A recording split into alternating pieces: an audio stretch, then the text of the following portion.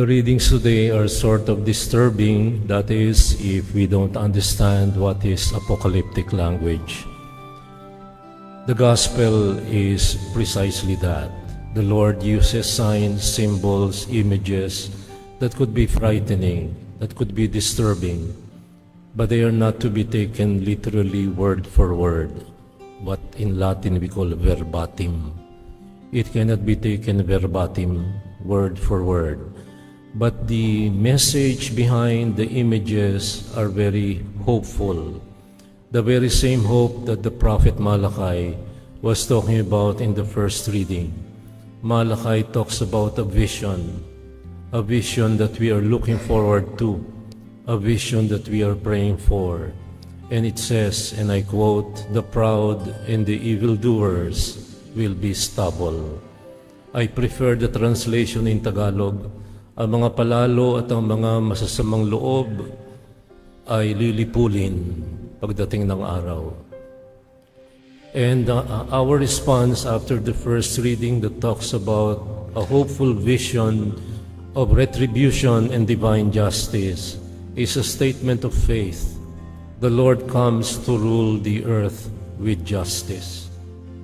It's a statement of faith because that justice may be already a reality in some way, in some places, at some time. But our Christian faith talks not only about the already. We also talk about the not yet, the one that we aim for, the one that we pray for, the one that we are waiting for, and we are hoping for. The Lord comes to rule the earth with justice. The second reading tells us that it is possible to combine the already and the not yet in the here and the now. St. Paul saying, "I worked day and night. I did not rely on anyone. I did not eat food received from anyone. I worked quietly day, night and day." He was a tent maker. He was a repairer of nets for fishermen. He was everything, all things to all men. He was educated. He was a philosopher. He was a brilliant person. But he worked his butt off in order to live. Hindi siya umasa sa ayuda. Hindi tumingala kay mayor at kay congressman at sinabing pengin ng ayuda. No, I work day and night for you. No one can tell him to his face, umasa ka lang sa ayuda at sa tupad at sa pangako ng mga politiko, mga Romano. No. St. Paul knew his onions. He did what he could. He hoped for the vision that Malachi was speaking about, but he knew that the already might be different from the not yet. And therefore life in this world is full of problems, of challenges, and wouldn't you know it, we could be part of the problem. Sa ikatlong pagbasa sa Ebanghelyo narinig natin more of that apocalyptic language. The vision of the end couched in symbols. Not one stone will be left upon another. This is terrifying. This is disturbing for those who do not understand what apocalyptic language is all about. It's not about fear. It's about hope. It's about a vision that God and only God can actualize and can realize. But we need in the meantime to help God do it. We need in the meantime to help God save us. Redemption is God's work. Only God can redeem us. But salvation is God's work and yours. It's yours and mine to actualize. So, kung atin titingnan ang halimbawa ni Pablo, naniwala siya sa bisyon pangitain ni Malakias. Subalit ginawa niya ang dapat niyang gawin. Nagpagal, nagpunyagi, nagpursige. That's Spanish, porsigir. Nagpunyagi sa Tagalog. Nagsikap, nagadhika. Hindi lamang nagdasal ng rosaryo, hindi lamang nagrally, hindi lamang ng budol, Merong grupo ngayon na sabing transparency, accountability, honesty. Ang problema ko lang ay transparency para sa kanilang pinapanginoon lamang at hindi sa lahat. Yan ay pambubula, pambubudol. The church preaches in season and out of season.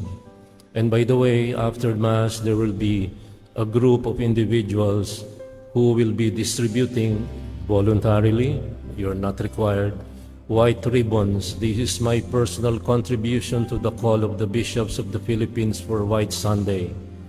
So kung gusto nyo po ng white ribbon, meron pong mamimigay ng white ribbon, pakigamit po yon.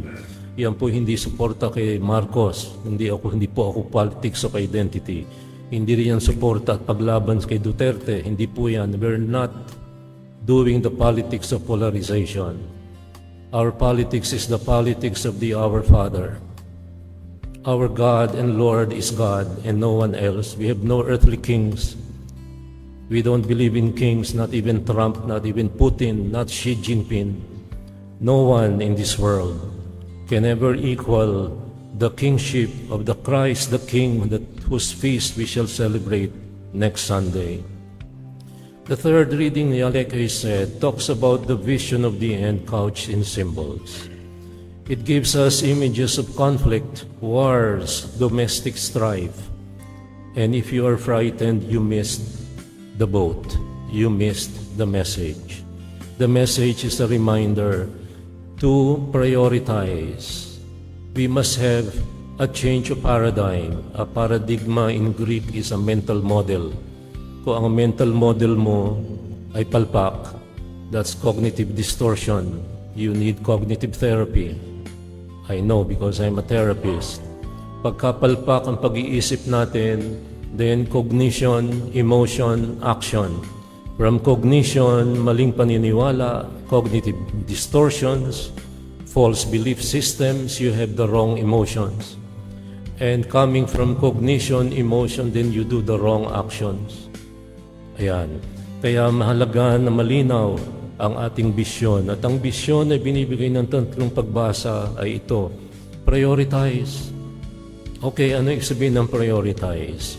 Hindi madadala ni Saldico yung kanyang mga helicopter at eroplanong mas marami pa sa Philippine Air Force. Hindi madadala ng mga mandarambong ang kanilang pera sa hukay. That's vision. Why? Because hindi tayo habang buhay narito sa mundong ibabaw. The time will come when we will have to part with everything we have and are. The world and all its pleasures are fast drifting away. So ang bisyon ng ating pamumulitika ay hindi politics of identity. Bisaya ako kaya dapat yun ang aking iboto. Ilocano ako kaya dapat ito ang aking suporta. No, our politics is the politics of the Our Father. And we must safeguard the constitutions because that is the will of the people of the Philippines. Kung tayo ay katulad at tumulad kay Pablo, di aasa lamang tayo sa ayuda, gobernador, congressman, nasa ng ayuda, at bumoto ka sa mandarambong dahilan sa 3,000 at 3 kilong bigas. That is not what God wants of us. We need to work for the common good. And the common good is not shouting for transparency and accountability and supporting the one from Davao. Transparency and accountability is for everybody. From the president in Malacanang right now to the lowest kagawad sa barangay. And to us, because we are part of the problem. We are citizens of this country. So, kung tayo ngayon ay binigyan ng mga tanda at mga sagisag at simbolo ng darating na katotohanan, ano ang dapat nating alalahanin ngayon? Number 1, the proud and the evildoers don't have the last word. They have an end, including us who are trying to be good. Number 2, life as we know it will have an end. And I know this. I am not a spring onion anymore. You know what? When I say Mass here, I remember 42 years ago when I was first ordained. I saw people seated right here where you are seated, and they are no longer here. And sometimes I get depressed because I miss them. They were listening very attentively. They were praying very hard for this country. They were filled with hope, with courage, with faith. And now they are gone, and I'm not exactly happy about it. Life as we know it has an end, and evil does not have the final word. Kung ang ating bisyon ay hanggang 3,000 lamang bago mag-eleksyon, kung ang ating pananaw ay nababago dahil lang sa tolda pagka-piyesta, yun lang binibigay ng mga politiko, tolda na may pangalan nila. Kung ang ating pananaw ay napapalitan ng 3 Lucky Me at 3 kilong bigas, woe to you, woe to us. We don't see the right things. We don't see things rightly. And we don't see the right things. Signs and symbols are not pointing to fear but to hope. And hope, by the way, is active. Paul's example, ang ating pag-asa ay katulad ng pag-asa ni Pablo na nagpagal, nagsikap, nagpunyagi, nagpursige, gumawa ng rarapat, nagsulsi ng mga tolda at ng mga lambat, at nangaral, nagturo, at nagwika tungkol sa darating na kaligtasan. Kung ang ating pag-asa ay sana all, no.